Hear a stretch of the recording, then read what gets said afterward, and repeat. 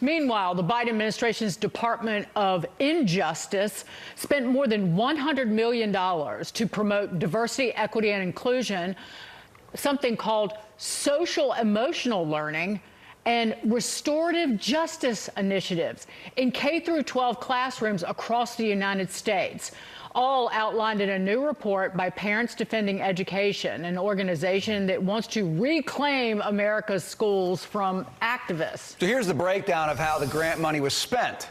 $45 million for general initiatives, $32 million on DEI-focused initiatives, $19 million for consulting and certification, and $10 million for hiring new staff. Joining us now, Parents Defending Education President Nicole Neily and Seattle radio host Jason Rantz. Great to see both of you.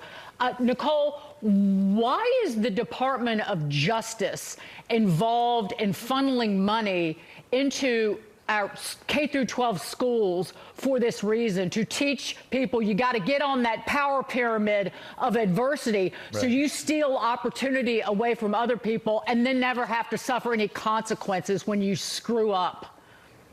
Well, the really appalling part of this is what's called the STOP grant program. And what it was intended to be used for was to improve school safety. And so we had bureaucrats at the Department of Justice awarding out this money to restorative justice programs, which are essentially hug-a-thug programs in school, where, as you alluded to, perpetrators don't face consequences. And then, strangely, when they don't get punished for bad behavior, then they continue to reoffend. So things like that. We have seen schools doing things like yoga circles, knitting circles, things like that, meditation. This is not helping children learn, and it sure as heck is not keeping schools safe. So, Jason, this is why you got to take a fine-tooth comb to all this stuff, because they bury it with these general names. You don't even know what they're doing. I mean, if DOJ is going to succeed, they've got to dig so deep and actually figure out where's the yoga circle happening, where they're calling it, you know, like justice, but it's really, you know, petting cats and saying nice things to each other. Yeah. Well, the whole concept here is, in fact, to hide what it is that they're doing, to sell something based on how it sounds, and it sounds on paper like a wonderful thing. Who is an anti-racist? Who isn't anti-racist, right? Like, I'm against racism. Of course I'm going to support this kind of program. But then you actually realize, once you look into the details, it's promoting racism. Right. It's just a different kind of racism. And so you're right that not only is this on DOJ, but the reality is this is on parents, because this is happening in the classroom, and it's not just coming from federal dollars. It's coming at the state, county, and city levels. And again, it is being presented in a certain way so that you don't see it as controversial. But when you get into the details, you realize the kind of propaganda that's getting in front of kids. And if parents aren't the ones who are stepping up at the local level, this is just going to continue, and continue.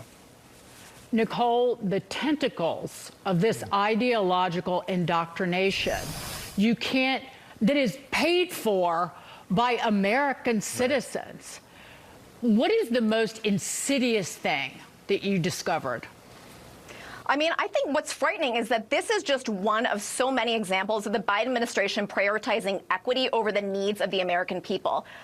In December, we identified $1 billion in grants that went out through the Department of Education to DEI initiatives. Let's think about all the other things. The fact that the Biden administration tried to blackmail districts into adopting their Title IX interpretation through the USDA school lunch program. They were willing to take food out of the mouths of poor children to advance their Title IX agenda, erasing the definition of what a woman is. And so they would stop at nothing. And so, I mean, January 20th can't come fast enough, because these are people who don't care about our children. They don't care about our safety. They care about their money and their power and funneling all of our tax dollars to their friends.